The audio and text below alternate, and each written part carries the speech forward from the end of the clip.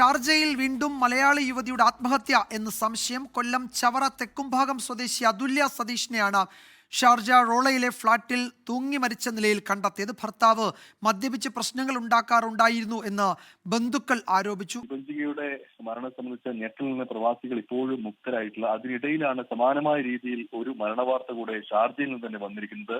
ഇന്നലെ രാത്രിയാണ് ഈ ഒരു സംഭവം നടന്നതെന്നാണ് നമുക്ക് മനസ്സിലാക്കാൻ സാധിക്കുന്നത്. കൊല്ലം ചവറ സ്വദേശിനിയായ അതുല്യ സതീഷാണ് ഈ രീതിയിൽ മരിച്ചത്. ഷാർജ റോളയിലെ ഫ്ളാറ്റിലാണ് ഈ അതുല്യയെ തൂങ്ങി മരിച്ച നിലയിൽ കണ്ടെത്തിയത്.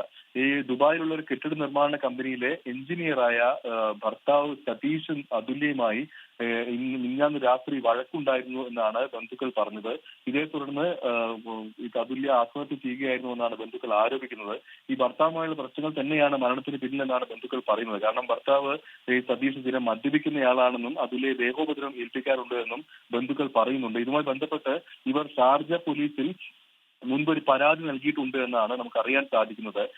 ഇന്നലെ ഈ ഒരു വഴക്കിന് ശേഷം സതീഷ് വീട്ടിൽ നിന്ന് പുറത്തേക്ക് ഇറങ്ങിപ്പോവുകയും പിന്നീട് പുലർച്ചെ തിരികെ എത്തുമ്പോൾ ഈ രീതിയിൽ അതുല്യെ മരിച്ച നിലയിൽ കണ്ടെത്തുകയായിരുന്നു എന്നാണ് മനസ്സിലാക്കാൻ സാധിക്കുന്നത്.